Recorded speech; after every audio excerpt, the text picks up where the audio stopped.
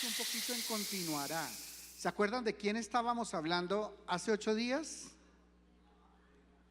De Naamán. ¿Y quién más? ¿Y el profeta qué? El profeta Eliseo. Digan Eliseo. Otra vez, Eliseo. Porque uno es Elías y otro es Eliseo. Elías fue el profe, fue el papá espiritual de Eliseo, papá ministerial de Eliseo. Pero cuando Elías iba a morir, iba a ser raptado, perdón, por el Señor, Elías le dijo, dime qué quieres que yo te dé y te lo voy a dar. Y dijo Eliseo, el discípulo le dijo, yo quiero la doble unción de la que hubo en ti. O sea, el doble de lo que tú fuiste ministerialmente y el doble de la unción que tú tuviste, la quiero tener yo. Garosito, ¿no? Pero ¿cuántos saben que para Dios no hay nada imposible? Y él le dijo solamente dijo, no has pedido cualquier cosa, pero solamente una condición hay para que tú recibas eso. Si tú ves cuando Dios me lleve al cielo, si tú ves ese momento cuando Dios me lleva al cielo, entonces la vas a tener. Y dice la Biblia que desde ese momento Eliseo no se volvió a separar de Elías ni cuando iba al baño. O sea, así fuera al baño, él se le pegó a él. Y entonces le dijo un momento, mira, espérame aquí, voy allí a hacer una vuelta. Le dijo, vive Jehová, que no te dejaré ir solo, porque a donde tú vayas yo estaré. Y dice la Biblia que se metió un poco hacia el mar y Eliseo también se metió. Y en ese momento vinieron del cielo carros de fuego y a caballo, y vinieron y cogieron a Elías y se lo llevaron al cielo. Y cuando estaba yéndose para el cielo, entonces se cayó el manto de Elías, y Eliseo salió corriendo y lo recogió, y con ese manto recibió la doble unción del poder de Elías, el profeta Eliseo. Qué tremendo esto. ¿Cuántos quieren esa doble? A ver, dile Señor, yo quiero hoy la doble. Amén. Porque para Dios no hay nada imposible. Además, Dios nos lleva de gloria en gloria, de gloria en gloria y de triunfo en triunfo. Y Dios nos dice en la Biblia que la gloria postrera de esta casa será mayor que la primera. O sea que el Señor nos lleva a algo mejor. Siempre quiere algo mejor, no algo peor. O sea que este año va a ser mejor que el año pasado. Amén. No tengan duda de eso. Va a ser el doble mejor, 1000 veces mejor nos va a llevar a ser el Señor a partir de ahora. Amén. Entonces ya entendemos quién es Eliseo. No es cualquier lagañemico de quien estamos hablando. Y si uno hace el conteo de los milagros que hizo Elías y los compara con los milagros que hizo Eliseo, Eliseo hizo el doble de milagros de los que hizo Elías, el gran profeta Elías. Pero Eliseo hizo el doble de milagros de los que hizo Elías. Tremendo, ¿no? Ahí se da uno cuenta cómo fue la unción tan poderosa que había en Eliseo. Ahora sí vamos entonces a leer Segunda de Reyes, capítulo 6, verso 8. Tenía el rey de Siria, o sea, de la nación del norte de Israel, encima de Israel. Ese rey tenía que guerra contra Israel. O sea, él había decretado guerra contra Israel unilateralmente. Y consultando con sus siervos, dijo, en tal y tal lugar estará mi campamento. Entonces, lo voy explicando rápidamente. Él les dijo, vamos a organizar, mira, esta es la frontera, nos vamos a ubicar acá dentro de Israel, en tal lugar nos vamos a hacer. De tal manera que cuando el rey pase, nosotros lo vamos a agarrar, lo vamos a matar, lo vamos a coger preso, nos lo vamos a llevar y vamos a llevarnos un gran botín. Entonces, él consultó con sus siervos, allá el rey de Siria, a dónde se iban a ubicar en las fronteras. Dice, y consultando con sus siervos, dijo, en tal y tal lugar estará mi campamento. Verso 9. Y el varón de Dios, digan conmigo, varón de Dios.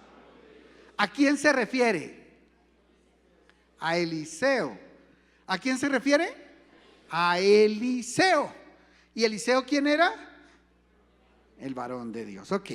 Y el varón de Dios envió a decir al rey de Israel: mira, que no pases por tal lugar, porque los sirios van allí. Rápido. Entonces estaba acá el profeta y el siervo de Dios, y le manda a decir al rey de Israel acá, le dice: cuidado, no vayas a pasar por tal lugar, porque allá está el campamento de los sirios y del rey de Siria que te quiere matar. No pases por allí. Ahora sí ya no vuelvo a hacer más interrupciones. Verso 10. Entonces el rey de Israel envió a aquel lugar que el varón de Dios había dicho, y así lo hizo una y otra vez, con el fin de cuidarse. O sea, eso pasó muchas veces, varias veces. Y el corazón del rey de Siria se turbó por esto, y llamando a sus siervos les dijo: ¿no me declararéis vosotros quién de los nuestros es del rey de Israel? O sea, ¿quién de los nuestros es qué? Es un traicionero, es un tráfuga. Entonces uno de los siervos dijo: no, rey, señor mío, sino que el profeta Eliseo está en Israel, el cual declara al rey de Israel las palabras que tú hablas en tu cámara más secreta. Y él dijo: id y mirad dónde está, o sea, dónde está el profeta, para que yo envíe a prenderlo. Y le fue dicho: he aquí que él está en Dotán. Dotán es como un pueblito que queda, como decir, Chía. Chía no es pueblito, pero como decir la distancia de Chía. Sigamos. Entonces envió el rey allá gente de a caballo y carros y un gran ejército. O sea, el rey de Siria mandó a rodear a Dotán allá, los cuales vinieron de noche y sitiaron la ciudad. Y se levantó de mañana y salió el que servía al varón de Dios, o sea, el criado de ¿quién? De Eliseo. Y he aquí el ejército que tenía sitiada la ciudad. O sea, cuando él se levantó, wow, con gente de a caballo y carros. Entonces su criado le dijo: ay, señor mío, ¿qué haremos? Y él le dijo: no tengas miedo, porque más son los que están con nosotros que los que están con ellos. Y oró Eliseo y dijo: te ruego, oh Jehová, que abras sus ojos para que vea. Entonces Jehová abrió los ojos del criado y miró, y he aquí que el monte estaba lleno de gente de a caballo y de carros de fuego alrededor de Eliseo. Y luego que los sirios descendieron a él, oró Eliseo a Jehová y dijo: te ruego que hieras con ceguera a esta gente. Y los hirió con ceguera conforme a la petición de Eliseo. Después les dijo Eliseo: no es este el camino, ni es esta la ciudad. Seguidme y yo os guiaré al hombre que buscáis. Y los guió a Samaria. Y cuando llegaron a Samaria, dijo Eliseo: Jehová, abre los ojos de estos para que vean. Y Jehová abrió sus ojos y miraron, y se hallaban en medio de Samaria. Y cuando el rey de Israel los hubo visto, dijo a Eliseo: ¿los mataré, padre mío? Y él le respondió: no los mates. ¿Matarías tú a los que tomaste cautivos con tu espada y con tu arco? Pon delante de ellos pan y agua para que coman y beban y vuelvan a sus señores. Entonces se les preparó una gran comida, y cuando habían comido y bebido, los envió, y ellos se volvieron a su señor, y nunca más, lean conmigo bien fuerte ese pedazo, y nunca más vinieron bandas armadas de Siria a la tierra de Israel. Gloria a Dios, amén. Dale ese aplauso al Señor, gloria a Dios. Imagínense que mientras el rey de Siria quería entrar a sorprender al rey de Israel, al ejército de Israel, a la nación de Israel, que es la iglesia, porque Israel representa a la iglesia. Siria, decíamos hace 8 días, ¿qué representa Siria? El mundo, digan el mundo. Nosotros tenemos que entender 2 términos que son muy importantes, mis amados: el mundo y la iglesia, o el pueblo de Dios y el mundo. El mundo es todo lo que no es la iglesia. O sea, por eso cuando nosotros hablamos del mundo, hablamos de allá afuera. Se refiere a los que no pertenecen al pueblo de Dios, a los que pueden ser criaturas de Dios porque lo son, pero no necesariamente son hijos de Dios. Porque dice la Biblia: más a todos los que le recibieron, a los que creen en su nombre, les dio potestad de ser hechos hijos de Dios. Dígalo conmigo: más a todos los que le recibieron, a los que creen en su nombre, les dio potestad de ser hechos hijos de Dios. Entonces, ¿quiénes somos los hijos de Dios? Los que le recibimos en el corazón y creemos en su nombre. O sea, no todos los seres humanos somos hijos de Dios. Solamente los que le recibimos y creemos en su nombre.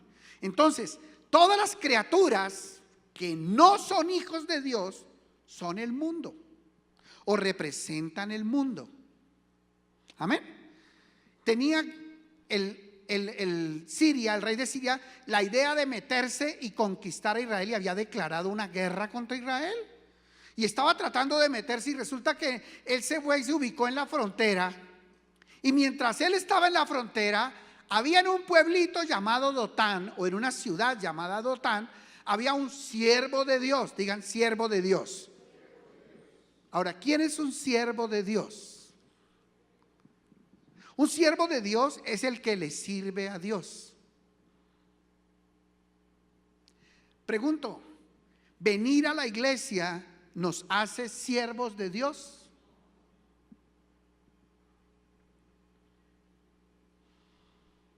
O sea, ¿puede una persona venir a la iglesia y no ser un siervo de Dios?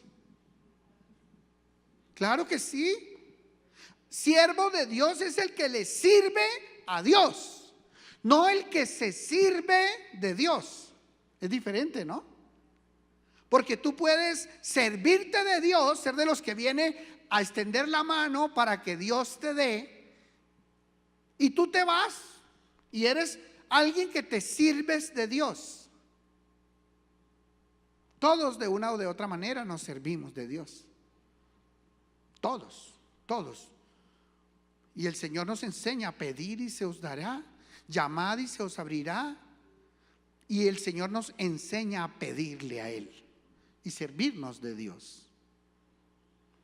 Pero cosa diferente es el que toma la decisión de venir a trabajar, a hacer un trabajo para Dios. Esa persona se convierte en un siervo de Dios. ¿Es diferente? Ahora sí. Si tú decides venir a la iglesia, involucrarte, pasar tu casting para alabanza, tu audición para alabanza, y resulta que eres de aquellos que eres llamado, porque ahí dice el video: si nosotros vemos que tienen los atributos, tú no nos llames, tranquilo, nosotros te llamamos. Si tú eres de los que eres escogido, llamado para formar parte del equipo de alabanza y comienzas a venir, entonces tienes una etapa en donde tú te preparas. Son meses preparándote, ensayando las canciones, las alabanzas, los tonos de las canciones, en qué momento se entra, viviendo una vida en santidad, cumpliendo, siendo fiel. Y hay un momento, un día de ese proceso en el que tú vas a pasar a servirle a Dios. Y entonces ese día tú comienzas a estar en el equipo de alabanza y comienzas a venir, siempre vienes, pero comienzas a participar del equipo de alabanza, a ministrar. Entonces, ¿qué está haciendo el equipo de alabanza cuando llega aquí? La cita es a las 6:30 de la mañana. El que no llega a las 6:30 de la mañana no sirve ese día en la alabanza. No sirve. O sea, sencillamente con dolor del alma, pero dentro de 8 días tendrá que llegar temprano. Y eso no quiere decir que no venga a los ensayos. Entonces es un esfuerzo. La persona que quiere estar en el coro, en la alabanza, ministrando con los instrumentos, tiene que hacer un esfuerzo. Trabajar para Dios. También tú puedes tomar la decisión de venir y acercarte a Freddy y a Alexandra y decirles: yo quiero servir en la red de servicio. ¿Qué tengo que hacer? Y entonces ellos le ponen una cita y van a comenzar a trabajar y van a comenzar un proceso hasta que tú estés preparado para servir en la red de servicio. Y entonces tú ya el domingo no solamente vienes a poner la mano, sino a ponerte la camiseta. Amén. No solamente pones la mano, también. Porque todos los que venimos y servimos en el altar, dice la Biblia, debemos comer del altar. Y claro que somos bendecidos por el Señor y Dios nos da. Tú también puedes decidir: yo quiero hacer una barca en donde yo comience a predicar. Y quiero abrir mi casa para que mi casa sea un lugar donde se predique la palabra de Dios. Y aunque yo todavía no estoy preparado para predicarla, yo abro mi casa y quiero dar un refrigerio a la gente que va. Y quiero atenderlos. Y de esa manera tu casa se convierte en un santuario para el Señor. O sea, en un lugar donde se congregan los hijos de Dios para escuchar la palabra.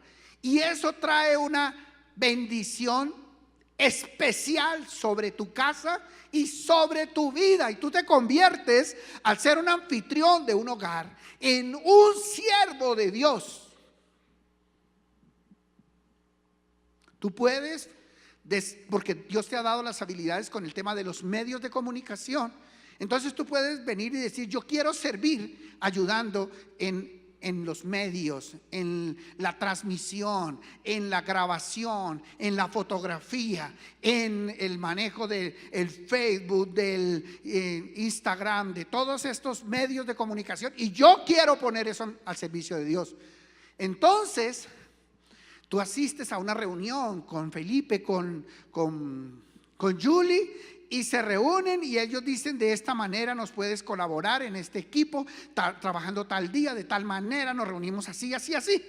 Y todo ese trabajo tú lo pones al servicio de Dios, y tu conocimiento y tu pilera en los medios de comunicación lo pones al servicio del Señor. Pero tú puedes tener un llamado con los niños.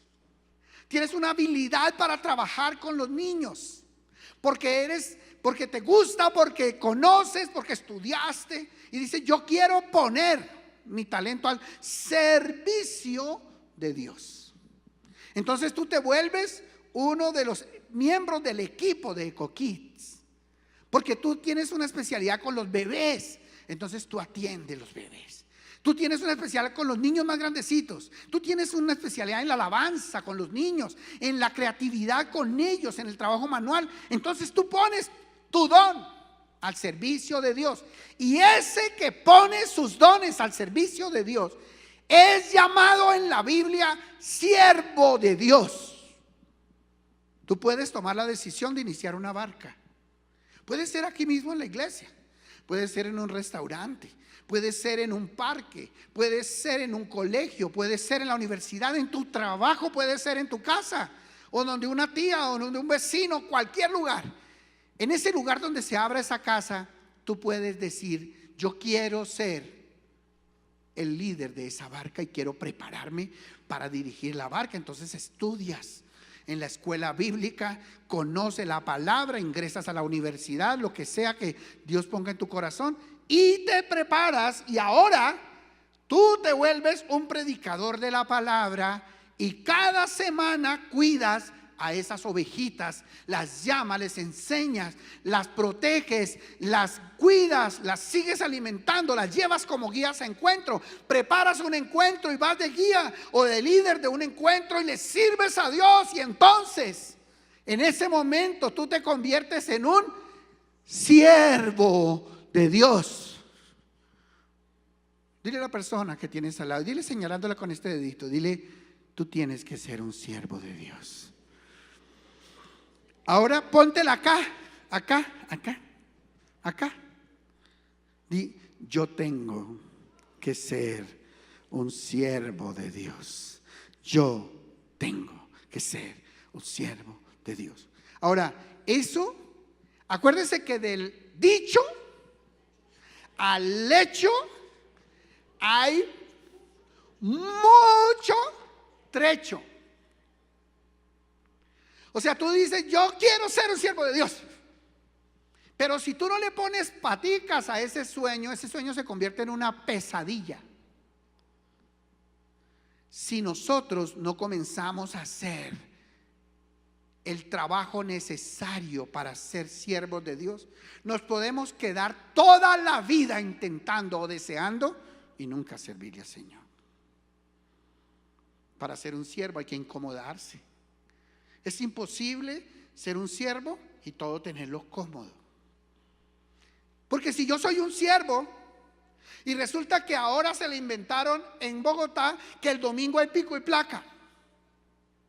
No, así sí, ¿cómo va a servir uno en pico y placa? Y el domingo todo el día hay pico y placa. ¿Cómo sirve uno así al Señor? No me va a tocar salirme. Y entonces el Señor dice: entonces me va a tocar quitarle el carro. ¿No? Porque es que el que te da el carro es el que te está invitando a que le sirvas. El que te da la salud es el que te está invitando a que le sirvas. El que te dio la familia es el que te está invitando a que le sirvas. Entonces, escúcheme bien. Mucha gente puede ser siervo del siervo de Dios y no necesariamente ser siervo de Dios. ¿Me explico? O sea, tú como siervo de Dios puedes tener muchas personas en tu empresa que te sirven, colaboradores que ayudan en la empresa, o que te ayudan en la casa, o que te ayudan o en los negocios, mucha gente. Pero esa gente no necesariamente es siervo de Dios, sino que son criados o siervos del siervo de Dios. Pero si tú le quieres servir a Dios, tienes que hacerlo a través de su iglesia, que es el lugar que Dios ha puesto para que tú y yo desarrollemos la obra para Dios. Amén. Tienes que hacerlo, porque obviamente, ahora, una forma de ayudar o de servir al Señor en la iglesia es trayendo gente invitada todos los domingos. Y ese ministerio puede ser el más espectacular de todos los ministerios. Y tú puedes decir: yo tomo la decisión como siervo de Dios. Quizá yo no sea un experto, de pronto no tengo el tiempo para estar estudiando en la escuela bíblica, de pronto no tengo las disciplinas para estar todo el tiempo en la escuela bíblica, pero yo me comprometo con Dios a que cada domingo voy a llevar una nueva familia a la iglesia. Voy a invitar a mis vecinos, a mis compañeros de trabajo, a las personas de mi alrededor, a mi familia, y voy a llevar un alma. ¿Tú crees que eso no es ser siervo? Claro, claro, ese puede ser el mejor trabajo que se realice en el ministerio, trayendo un alma cada reunión para el Señor. No digas que tú no puedes servirle al Señor, porque eso no es verdad. Di más bien: que tú no quieres servirle al Señor, que eso es otra cosa. Amén. Vamos a ver qué privilegios tiene un siervo de Dios, porque no es solamente camello, eso tiene una cantidad de privilegios y vamos a verlos.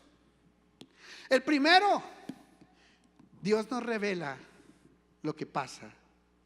Dios nos muestra a los siervos de Dios las cosas que están pasando.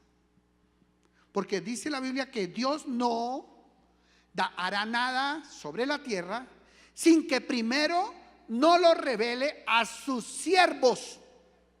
O sea, Dios, antes de hacer cualquier cosa que haga sobre la tierra, sobre el mundo, primero se comprometió en la palabra de Él, que primero se lo va a contar a sus siervos. Bueno, eso ya es un privilegio, ¿o no? Que a mí me diga que va a haber un temblor antes del temblor, eso es un gran privilegio. Que a mí me digan que va a pasar algo para bien o para mal antes de que suceda, bueno, eso es un tesoro. Eso es el poder de la información en mis manos. ¿Sí? Eso es tener la posibilidad de conocer lo que va a pasar. Si yo sé algo antes de que pase, yo tengo que actuar sobre eso. Entonces, cuando el profeta de Dios se arrodilla a orar, o el siervo de Dios se arrodilla a orar, allá en Dotán, en su recámara secreta, entonces cierra los ojos y le aparece una pantalla de televisión mientras ora.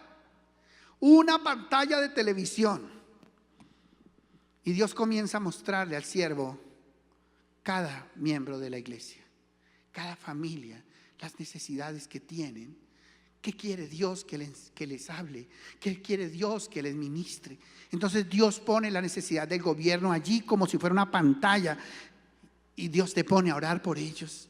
Y Dios te muestra, tienes que hablar de esto. Yo siempre que voy a predicar la palabra, siempre digo: Señor, dime qué necesita la iglesia. Muéstrame la necesidad de la iglesia para poder orientarla y dirigir la palabra.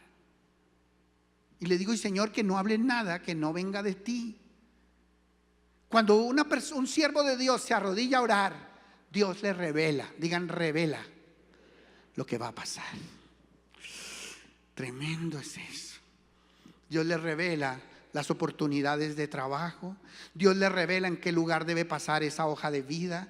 Dios le revela en qué lugar debe pasar esa propuesta de negocio. Dios le revela en qué lugar debe abrir su empresa. Dios le revela al siervo las cosas que Dios tiene preparadas para sus hijos.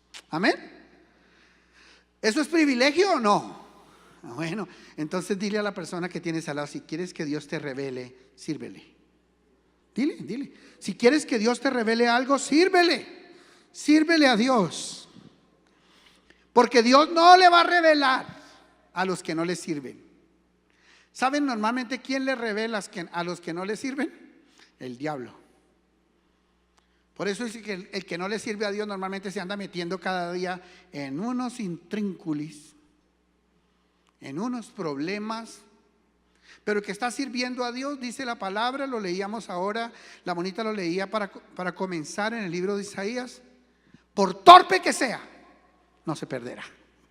O sea, el que le sirve a Dios y está en su camino sirviéndole a Dios, no importa que sea torpe, que sea brutico, que sea lentejo, que sea tercurrio. Tercurrio es terco. Pero el que le está sirviendo a Dios, el que trabaja para Dios, no importa lo lentejurrio que sea, Dios lo guardará siempre en el camino, a él y a su casa. Porque a veces pensamos: no, pero eso es la clave. No es en eso. No es en eso. Es en el servicio a Dios. Es que está la protección para nuestra vida y la bendición para nuestra vida. Amén. Sigamos. Dice: entonces Dios le revelaba en qué lugar se metía el rey de Siria. el rey de Siria. Entonces él le mandó a decir al rey suyo, o sea, al rey de Samaria, a su rey, le dijo: en tal y en tal lugar está el rey de Siria con toda la gente, y por allí no pases. Entonces él no pasó. Al otro día él dijo: no, vamos a ubicarnos en tal lugar, porque parece que de alguna manera se enteró o cambió la estrategia. Y se hicieron en otro lugar, y el rey y el siervo le dijo: rey, no vayas a pasar por tal lugar porque por allá está. O sea, unos angelitos mensajeros venían y le contaban a Eliseo dónde estaba el ejército enemigo. Entonces, cuando el rey de Siria se dio cuenta que eso ya se volvió repetitivo, llamó a sus criados y les dijo: ¿quién de ustedes es un falso? ¿Quién de ustedes está a favor del rey de Israel? Porque a mí no me vengan con cuentos. Aquí hay gato encerrado. Entonces uno de los criados de él le dijo: no, mi rey, lo que pasa es que el profeta Eliseo, o sea, el siervo de Dios, está en Israel. Y ahí sí, ¿qué hacemos? Ese mantiene conexión directa con Dios. Y cada vez que se arrodilla en su recámara secreta y ora, Dios le muestra como en un televisor lo que tú estás hablando aquí en la sala de juntas y en tu habitación. Cuando él se arrodilla a orar, Dios le revela a él y le muestra como en una película todo lo que tú estás diciendo acá. Y entonces nosotros podemos ser muy hábiles, muy pilos, pero con revelación, ¿quién pelea? Con eso, si Dios le está mostrando a él lo que nosotros hacemos, ahí sí baila. Tremendo, ¿no? Entonces él llegó y dijo: no, aquí la clave no es ni siquiera el rey de Israel. Aquí la clave es ese hombre que está allá en Dotán. Ese es el problema nuestro, los hijos de Dios. Y estos somos los problemas del enemigo, nosotros los hijos de Dios. Siempre que en un lugar hay un hijo de Dios, allí hay protección, allí hay revelación. Por eso normalmente Satanás, cuando quiere hacer daño a algún lugar, a lo primero que le dispara es a los hijos de Dios. Por eso nosotros no podemos ser tonticos, a estar desapercibidos y pensar: no, conmigo no se mete. No se mete. Si el diablo quiere hacerle daño a tu familia, con el primero que quiere meterse es con el cristiano, es con el que decidió servirle. Entonces el rey de Siria llegó y dijo: no, dígame dónde está ese señor que voy a mandar a cogerlo preso. Y cogió un ejército, un gran ejército, gente de a caballo y en carros militares, y lo mandó alrededor de Dotán y lo puso alrededor. Es como decir en Medellín, que queda alrededor de unas montañas. Así era Dotán, allá abajo, y todo alrededor eran montañas, todo. Y resulta que los mandó a su ejército y lo puso alrededor de la montaña y dijo: vayan y cójame preso, de tal manera que no se nos vuele ese siervo de Dios. Y se levanta por la mañana el criado del siervo de Dios. Acuérdese que el criado del siervo de Dios no necesariamente es siervo de Dios. Amén. Porque tiene que estar sirviéndole a Dios, no sirviéndole solamente al siervo de Dios. Hay que servirle a Dios. Entonces, ¿qué hizo? Se levantó por la mañana, y cuando él voltea a mirar para todas partes y ve los carros del ejército de Siria, entonces se va inmediatamente a la habitación del siervo de Dios y le dice: mi señor, mi señor, mi señor, mi amo, ¿qué haremos? Estamos sitiados. El rey de Siria mandó un ejército y nos tiene rodeados por todas partes. ¿Qué vamos a hacer? ¡Nos van a matar! Y él se alertó. ¿Saben por qué? Porque él no tenía la confianza en Dios.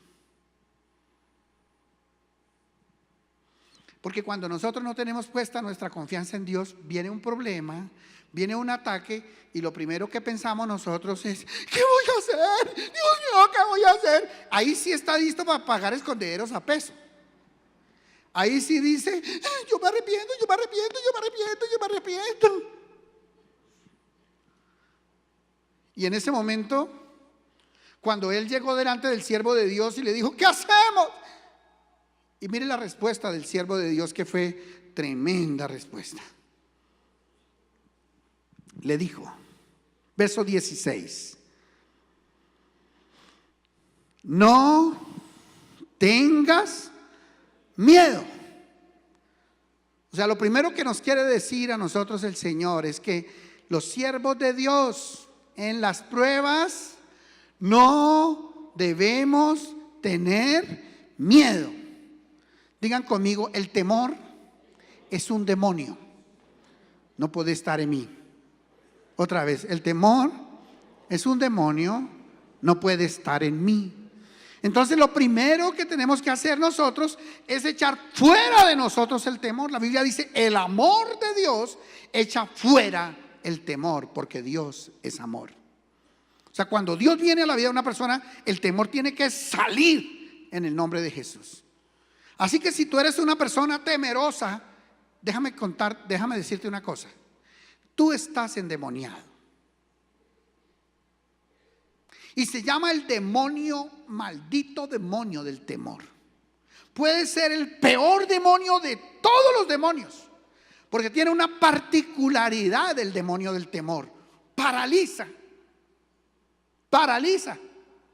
Entonces, cuando una persona viene a una situación difícil, en vez de quitarse, en vez de correrse, se queda paralizado. Y el temor es una porquería. Es un demonio que pone a la persona estatua, como si fuera ese juego de estatuas, ¿se acuerdan? Que jugábamos hace muchos años. Estatua, y uno.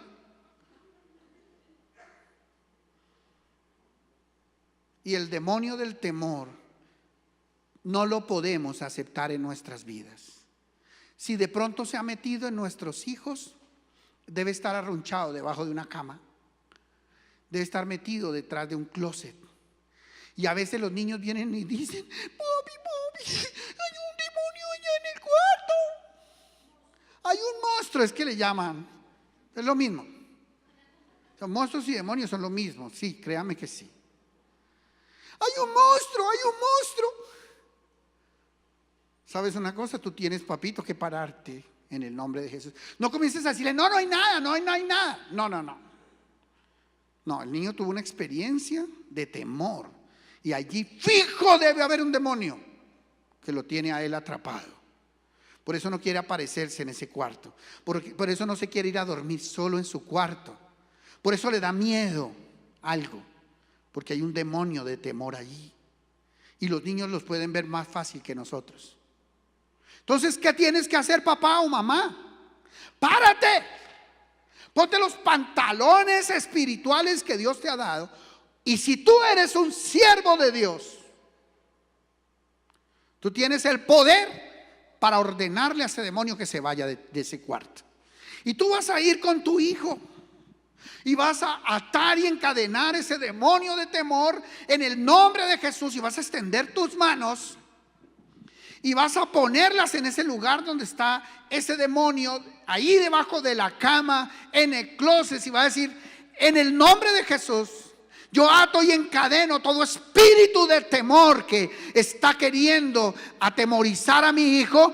Lo echo fuera de este cuarto en el nombre de Jesús y no vuelve más. Y pongo la sangre de Cristo sobre este lugar en el nombre de Cristo Jesús. Y te pido, Señor, que envíes ángeles guardianes que protejan este lugar, este cuarto de mi hijo y la vida de mi hijo, en el nombre poderoso de Cristo Jesús. Y si tienes que quedarte un rato haciendo guerra espiritual, hazlo. Además de tu hijo va a aprender que cuando él vuelva a tratar de ver algún demonio que quiera meterse, el niño ya sabe cómo hacer. Y él sabe que puede echar fuera ese demonio en el nombre de Jesús de Nazaret. Pero el papá tiene que hacerlo. No puede comenzar a llamar, pastor, pastor, pastor. Pastor. Pareciera que no viniera el domingo a la iglesia. Porque el que viene a la iglesia sabe que Dios le ha dado autoridad para echar fuera a los demonios, a todos los siervos de Dios. Amén. Y si tú eres un siervo de Dios, tú tienes que echar fuera a los demonios que están atacando con temor tu casa, tus finanzas, tu salud, tu empresa, tus hijos. Todo lo que Dios te ha dado, el enemigo va a querer traer temor. Temor al futuro, temor a esa enfermedad que sea de muerte, temor a que tu hijo se accidente, temores. Esos demonios hay que atarlos, encadenarlos y echarlos fuera en el nombre de Jesús, y declarar que más poderoso es el que está en nosotros que el que está en el mundo, el cual nos ha hecho más que vencedores en Cristo Jesús. Amén. ¿Y qué más pasó? Ya vamos a terminar.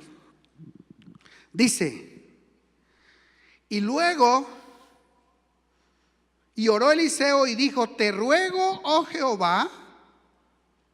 Bueno, le dijo: no tengas miedo, verso 16, por favor. Le dijo: no tengas miedo, porque más son los que están con nosotros que los que están con ellos. O sea, había una cosa que tenía clara Eliseo: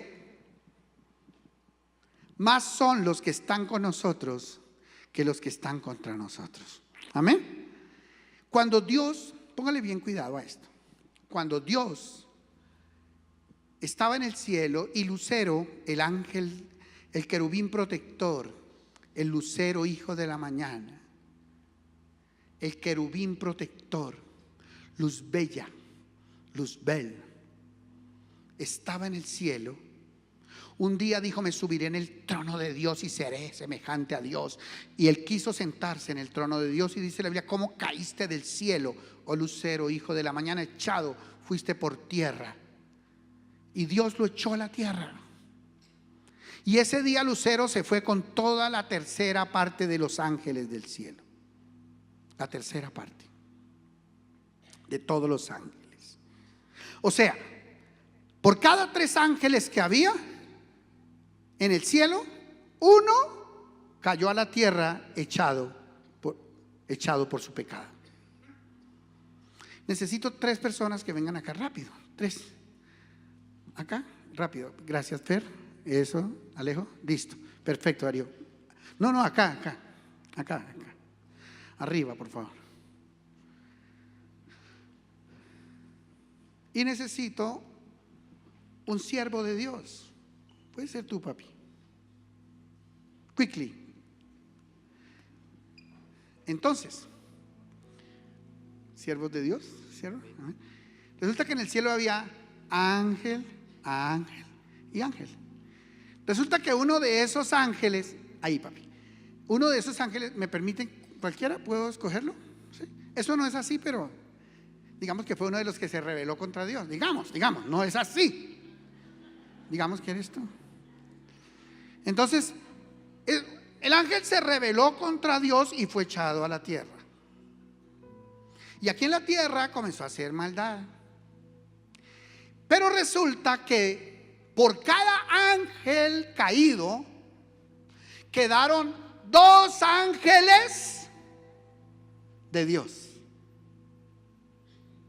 La Biblia dice que ese día cayeron a la tierra millones de ángeles. Estamos hablando que por lo menos 1 billón de ángeles de demonios hay sobre la tierra. Por lo menos 1 billón. En este momento en la tierra hay 7.000 millones de personas aproximadamente sobre la faz de la tierra. Pero los demonios que hay son 1 millón de millones. ¿Sí me hago entender?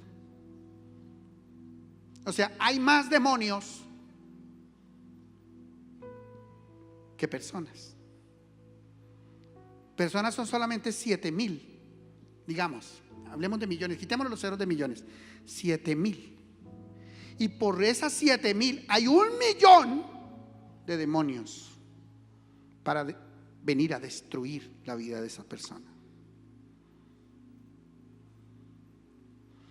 Y claro, si tú tuvieras si tú pudieras ver como en el mundo espiritual y tú pudieras ponerte las gafas que ven lo espiritual, verías que hay demonios alrededor de esta casa, en los aires y en diferentes lugares de la tierra y alrededor de tu casa, de tu familia. Puede hasta estar metido en la empresa, en tu casa, hasta en la vida de una persona se puede meter, porque son millones de ángeles que están aquí. Son muchos, muchos, muchos. Por eso el mal siempre está al acecho. Y entonces tenemos a un hijo de Dios, a un siervo de Dios. ¿Cómo es tu nombre, papi? Sebastián. Sebastián es el siervo de Dios, que si uno lo ve aquí así, solamente así, uno puede decir está flaquito y ahí fácil de manejar ahí, pero es el siervo de Dios. Es el siervo de Dios. Y el siervo de Dios puede tener 1 metro de altura, 1,5 metros, 1,60 metros, 1,70 metros, 1,80 metros, lo que sea. Es un siervo de Dios. Y el siervo de Dios tiene la protección de Dios. Cada vez que una persona recibe a Jesús en su corazón como su Señor y Salvador, Dios envía sus ángeles alrededor como guardaespaldas. Ven acá, Seba. Y los ángeles, no, más para acá, más para acá. Pero tiene que estar eso así, siempre. Agacha, hazte para allá. Rápido. Ve y vuelve, no lo cojan, no lo toquen. Solamente déjenlo que él se mueva. Usted tiene que estar ahí sin tocarlo. Porque si lo tocan, entonces inmediatamente se va a dar cuenta que ahí está. Ve rápido para allá. ¡Rápido! Y vuelve rápido, rápido, vuelve aquí. Vuelve. Eso, ahora para allá, para adelante, para atrás. Eso. Los ángeles enviados por Dios nos persiguen todo el tiempo, protegiéndonos y evitando que el enemigo pueda hacer daño. Cuando de pronto aparece esta ñanguita y quiere venir a hacerle daño, pregunto, ¿será que los ángeles se dan cuenta o no? De pronto Sebastián no se da cuenta. De pronto este siervo de Dios no se da cuenta porque él no está viendo lo espiritual, porque no tiene esas gafas, porque Dios no nos las permite tener. Si Dios no las permitiera tener, nosotros estaríamos viendo esa guerra todo el tiempo. Pero Dios no nos deja ver, Él no nos pone las gafas espirituales. Cuando nosotros nos morimos y el espíritu es liberado del cuerpo, ahí el espíritu comienza a ver nuevamente lo espiritual. Pero mientras está en el cuerpo, no lo vemos. No lo vemos. Por eso, aunque sabemos que Jesús está aquí en medio de nosotros, no necesariamente lo vemos. Podemos tener algún momento que Dios nos deje ver algo, pero no es lo que funciona siempre. Lo que siempre funciona es que el ser humano no puede ver el movimiento de los ángeles y de los demonios. Pero los ángeles sí, y los demonios también. Entonces los demonios atacan con temor. Entonces vienen y te producen temor. Haz así, más susto, más susto. En ese momento el Señor te dice: tú tienes poder para reprender a los demonios. ¿Tú qué tienes que hacer? ¿Qué tienes que hacer? Echar fuera a los demonios. ¿Cómo? Con la sangre de Cristo. ¿Cómo más o menos? Reprendiendo en el nombre de Jesús. Hazlo. Yo digamos que tú estás aquí acurrucado haciéndote el loco. Ahí debajo del closet, al lado del closet, debajo de la cama. En el nombre de Jesús, yo reprendo todo demonio de temor y lo echo fuera de este cuarto, de este hogar. Derramamos la sangre de Cristo y que todo temor desaparezca de mi hogar. En el nombre de Jesús. Amén. No. Entonces, este demonio dice, no me quiero ir. No me quiero ir, no me quiero ir. Entonces los ángeles vienen y dicen, es que te tienes que ir. Te tienes que ir en el nombre de Cristo Jesús, atado y encadenado, y sale fuera. Sale fuera. ¡Fuera! ¡Fuera! En el nombre de Jesús, amén. Un aplauso para ustedes. Digan conmigo, más son los que están conmigo que los que están contra mí. Ahora entendemos eso. El hecho de que no lo podamos ver no quiere decir que no sea real. El hecho de que nosotros no los podamos ver no quiere decir que no sea real. Porque es más real el mundo espiritual que el mundo físico. La Biblia dice que todo lo que se ve fue hecho de lo que no se ve. Y es real eso que les estoy diciendo. Es real los demonios, pero son reales los ángeles que Dios tiene alrededor nuestro. Y es real la presencia de Jesús, aunque yo no la pueda ver. Y quiero cerrar, pongámonos de pie, por favor.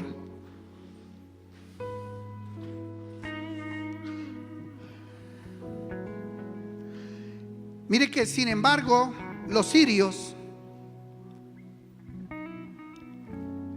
a pesar de que estaban rodeados de ángeles,